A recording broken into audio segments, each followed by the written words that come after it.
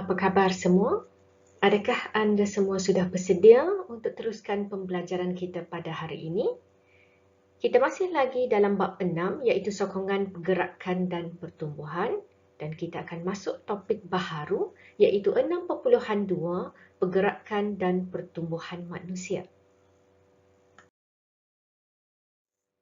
Pergerakan dan pertumbuhan manusia dibantu oleh sistem rangka dan juga otot. Jadi kita sudah pun belajar sebelum ini, manusia mempunyai rangka dalam dan bagi rangka manusia, ianya terdiri daripada rangka paksi dan rangka appendage.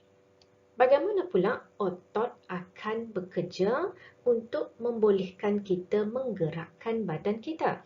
Jadi kita dah pun belajar bahawa otot akan mengecut dan mengendur. Dan ianya akan bertindak secara berpasangan dan berlawanan.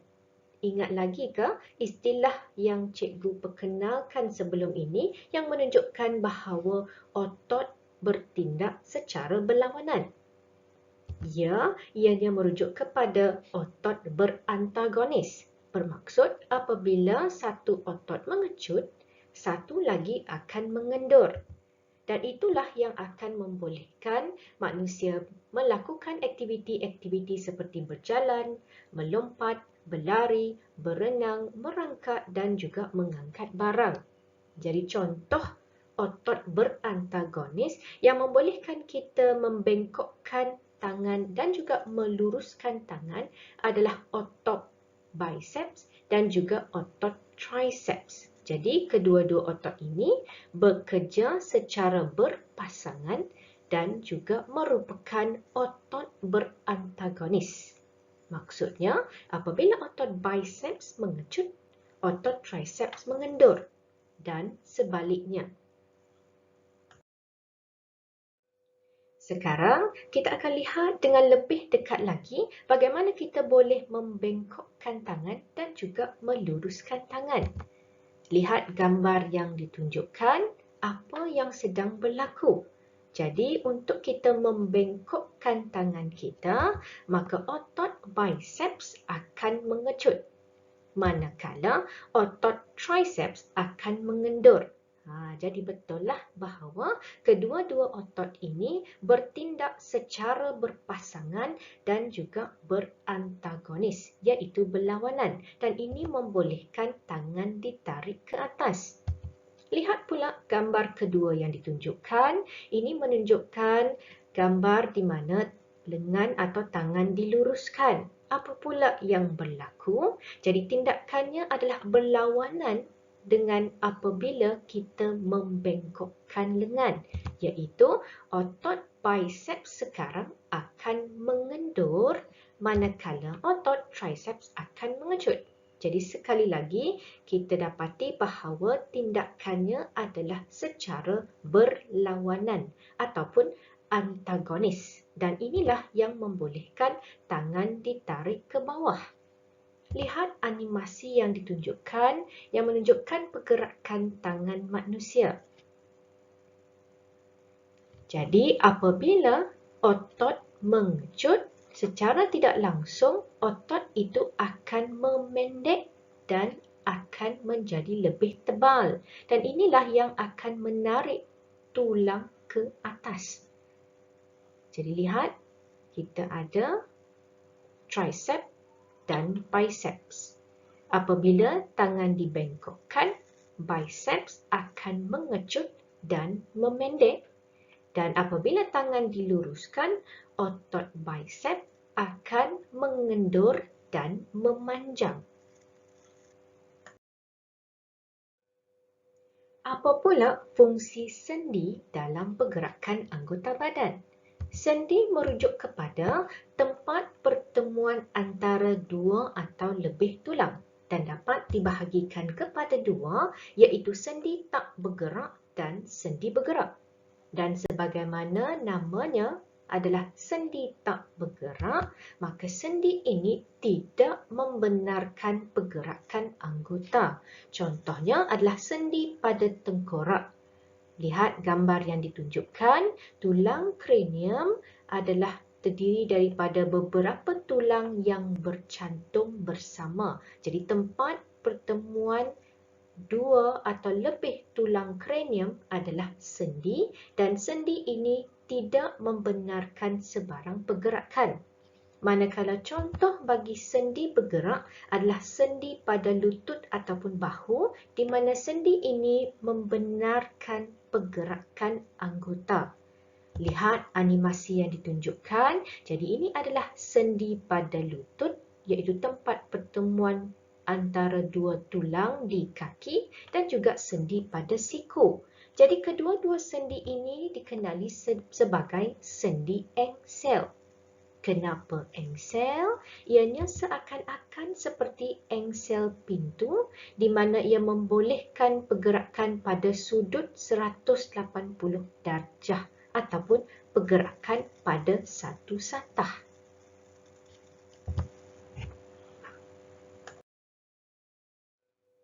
Lihat gambar yang ditunjukkan. Ini merupakan sendi engsel yang merupakan sendi bergerak. Jadi kalau kita lihat dengan lebih dekat lagi, sendi sebenarnya terdiri daripada dua komponen utama, iaitu cecair synovial dan juga rawan. Jadi rawan adalah tisu penghubung yang kita boleh jumpa pada hujung tulang yang berwarna biru. Jadi rawan fungsinya adalah ia bertindak sebagai cushion dan pelindung terhadap sendi dan juga dapat mengurangkan geseran. Dalam erti kata yang lain, rawan akan mengelakkan tulang daripada bergeser semasa pergerakan. Cecair yang ada dalam sendi dikenali sebagai cecair synovial dan fungsinya adalah untuk membekalkan nutrien kepada rawan dan juga bertindak sebagai pelincir. Jadi jika rawan menjadi haus ataupun cecair synovial iaitu pelincir berkurangan, inilah yang menyebabkan masalah sakit sendi. Sekarang kita akan lihat pula bagaimana otot, ligamen dan tendon bekerjasama untuk membolehkan pergerakan berlaku. Jadi kita lihat dulu otot. Kita sudah pun belajar contohnya untuk pergerakan tangan kita. Ianya dikawal oleh sepasang otot iaitu otot bicep dan triceps. Dan cikgu juga sudah sebut sebelum ini bahawa pasangan otot ini bertindak secara berlawanan, bermaksud ianya bertindak secara antagonis. Jadi satu ciri penting untuk otot adalah ianya mengandungi banyak mitokondria. Jadi mitokondria ini merupakan organel yang mampu menjana tenaga. Sebab kita sudah pun belajar, otot perlu mengecut dan mengendur. Dan proses pengecutan dan pengenduran memerlukan tenaga yang banyak yang dibekalkan oleh mitokondria. Selain daripada otot, terdapat juga tisu ligamen. Kalau anda perhatikan betul-betul pada gambar, ianya merupakan tisu yang menyambungkan dua tulang. Jadi kalau kita lihat pada gambar ini, ligamen menyambungkan tulang humerus dengan tulang radius. Ianya mengikat dan memaut tulang serta membenarkan pergerakan. Dan tisu ini merupakan tisu yang liat, kenyal dan juga kuat. Dan akhir sekali, kita lihat pula tendon, di mana ia juga sama seperti ligamen yang merupakan tisu penghubung yang kuat, tetapi perbezaannya dengan ligamen adalah tendon tidak kenyal. Jadi apa pula fungsi tendon? Lihat pada gambar yang ditunjukkan. Jadi tendon duduk pada hujung otot, bermaksud ia menyambungkan otot dengan tulang. Jadi dalam gambar yang ditunjukkan, tendon ini menyambungkan otot biceps dengan tulang radius. Dan kita juga ada otot triceps, pada hujungnya juga ada tisu penghubung, maka ini adalah tendon yang menyambungkan otot triceps dengan tulang ulna. Dan kenapa ianya tidak kenyal? Apabila otot mengecut, tendon akan memindahkan daya pengecutan kepada tulang dan membolehkan tulang ditarik. Apa masalah yang berkaitan dengan sendi dan otot dalam kehidupan harian? Lihat gambar yang ditunjukkan. Jadi, ini merupakan penyakit osteoporosis. Gambar atau tulang di sebelah kiri merujuk kepada tulang individu yang normal, manakala tulang di sebelah kanan merujuk kepada tulang pesakit osteoporosis, di mana daripada perkataan poros itu sendiri, ianya merujuk kepada tulang yang berongga, lemah dan mudah patah. Jadi ini mungkin disebabkan oleh kurang bersenam, kurang pengambilan kalsium, vitamin D dan juga fosforus. Dan didapati bahawa osteoporosis lebih kerap berlaku dalam kalangan wanita yang sudah putus haid. Ini adalah kerana wanita yang sudah putus haid kekurangan hormon estrogen. Dan hormon ini ada dikaitkan dengan pembentukan tulang yang kuat.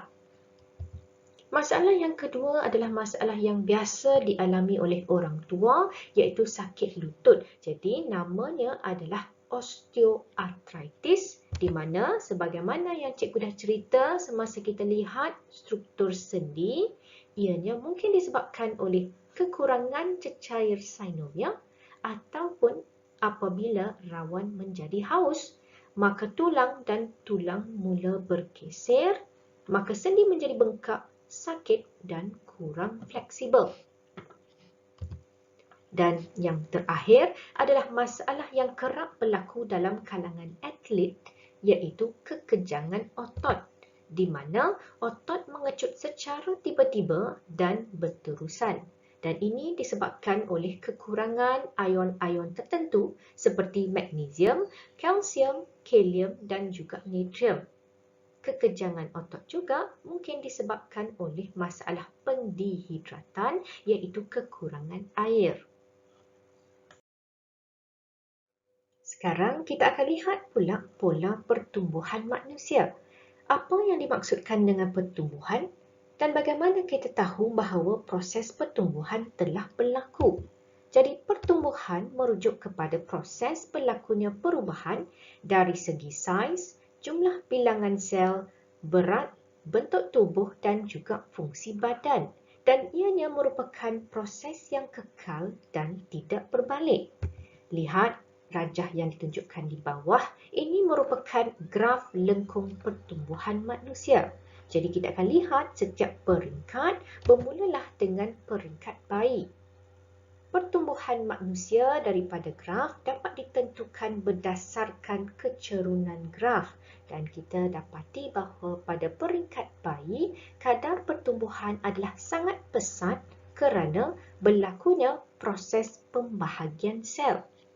Pada peringkat kedua, iaitu peringkat kanak-kanak, kecerunan graf menurun menunjukkan bahawa proses pertumbuhan menjadi perlahan. Tetapi ianya menjadi pesat semula pada peringkat remaja, iaitu pada peringkat ini berlakulah proses akil balik yang menyebabkan perubahan ciri-ciri seks sekunder. Dan apa pula yang dapat kita tafsirkan tentang pertumbuhan bagi orang dewasa? Jadi pada peringkat dewasa, graf adalah malar dan hampir sifar menunjukkan bahawa pertumbuhan adalah minimum. Dan pertumbuhan hanya berlaku pada bahagian-bahagian tertentu sahaja seperti kuku, kulit dan rambut. Dan akhir sekali, bagi orang tua, pertumbuhannya adalah negatif kerana bahagian-bahagian badan seperti otot mula menyusut dan menjadi kecil. Dalam erti kata yang lain, saiz badan berkurang dan inilah yang menyebabkan pertumbuhan menjadi negatif. Dan kalau anda perhatikan graf ini, ianya mempunyai bentuk seperti huruf S. Ingat lagi ke? Graf ini dinamakan sebagai graf apa? Jadi ini merupakan graf sigmoid. Tadi kita sudah pun lihat pola pertumbuhan manusia bagi peringkat umur yang berbeza. Sekarang kita akan lihat pula bandingan antara pola pertumbuhan antara lelaki dan perempuan. Jadi lihat lengkung pertumbuhan yang ditunjukkan di mana garisan berwarna biru merupakan lengkung pertumbuhan bagi lelaki, manakala garisan berwarna merah merupakan lengkung pertumbuhan bagi perempuan. Jadi kita lihat dulu pada peringkat bayi dan juga pada peringkat awal kanak-kanak, kita dapati bahawa lelaki dan perempuan membesar pada kadar yang sama. Kemudian pada peringkat kanak-kanak bermulanya usia 4 tahun, lelaki akan membesar lebih cepat sedikit daripada perempuan.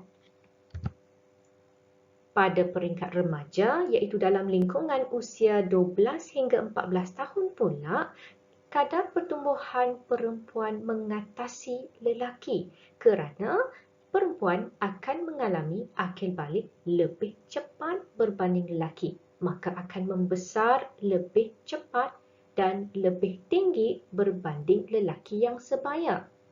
Tetapi akhirnya, nanti selepas umur 14 tahun, lelaki akan mengalami pertumbuhan yang lebih pesat berbanding perempuan. Pernahkah anda dengar tentang penyakit progeria? Lihat gambar yang ditunjukkan. Dapatkah anda teka berapakah umur individu yang ditunjukkan di dalam gambar? Individu-individu ini sebenarnya merupakan kanak-kanak yang kelihatan seperti orang tua kerana kanak-kanak ini mengalami penyakit progeria iaitu penuaan pramatang.